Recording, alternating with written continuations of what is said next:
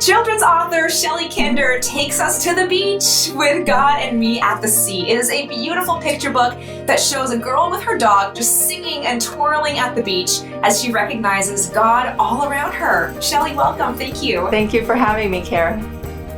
Now, we don't have a lot of beaches around here, but we all have a place that we like to go to feel closer to God. So was it the beach for you? For me, it's really usually either church or home. I do like the beach, but for me, it wasn't the beach. I just decided to set this story at the beach. Which I love because there's so many elements. Basically, this little girl is using all of her senses to see, to feel, to taste, to hear what God has done around her. So can you paint that picture for us and let us know too, who is this curly-haired girl inspired by? Someone that maybe you know? Okay. I have 3 redheads at home, one that's not a redhead. So 3 of my 4 kids do have red hair, kind of like yourself, I think. So I did want a red-haired character. I know it's not like a really bold red, but I did like that she has red hair.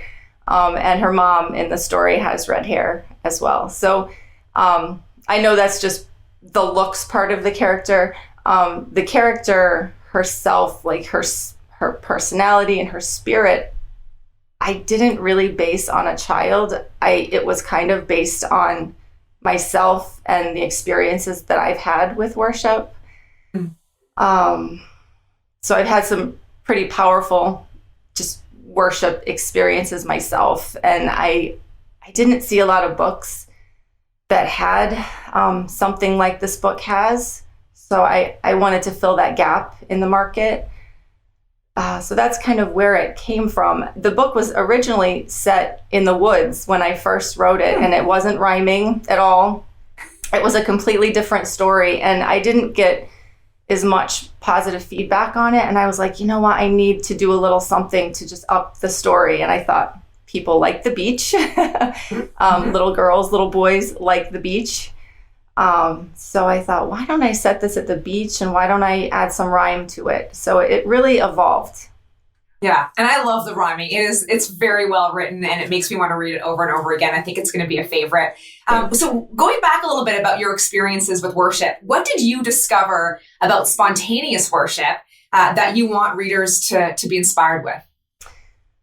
I think that spontaneity in any part of our lives can be beneficial, like in any relationship, just to be spontaneous, to be intimate, to be vulnerable, to be free in any relationship, in your marriage, with your kids, with your friends, like anywhere, just have that in you. And I think it can enhance your relationship. So I think that it's really important to think about that with God. Why not kind of just break down and just be real with him? And I think children sometimes can do that more easily. Sometimes when we get older, it gets a little harder. But I actually wanted this book to minister to adults as well as children. So hopefully those, teachers and parents that are reading these books can also be inspired. Yeah. I mean, it's true. Sometimes as adults, we really hold back from expressing worship in this way. We've lost that dance like no one's watching sort of a thing. And you really get that from this little girl. And I think that's very much, maybe you've seen this in your own kids, but the world around them doesn't exist. Right. I mean, in this case, obviously it does because she's recognizing God in it. But really, she's not distracted by her parents or she's got her little dog with her. But again, how do we bring back that sort of childlike wonder? It's a very good question. I don't know that I have the answer to that. I just knew that I had to write something that would inspire people and make people think, this could be a good thing. Yeah. Maybe it's books like this that do kind of help us bring that back. Hope so. So I love the page where the little girl closes her eyes and she has her hands clasped. It's just, I feel it. It's visually so beautiful. So I'm going to open it up. I don't know if you want to talk about maybe your favorite part of the book, your favorite, again, sense that she worships through. Is there one in particular for you? I think for me, it's probably the singing or dancing, because I know that those moments for me have meant a lot. Just even if it's in a bedroom, playing some worship music and just dancing around, that is just a beautiful thing to just let go like that. I love the drumming part as well, because my husband is a drummer. He's drummed for many years in different worship bands. So like that part was really special as well. He helped me decide on some of the sounds that drums would make when you're hitting a canoe and a bucket and those kinds of things. So it's all meaningful to me. It really is.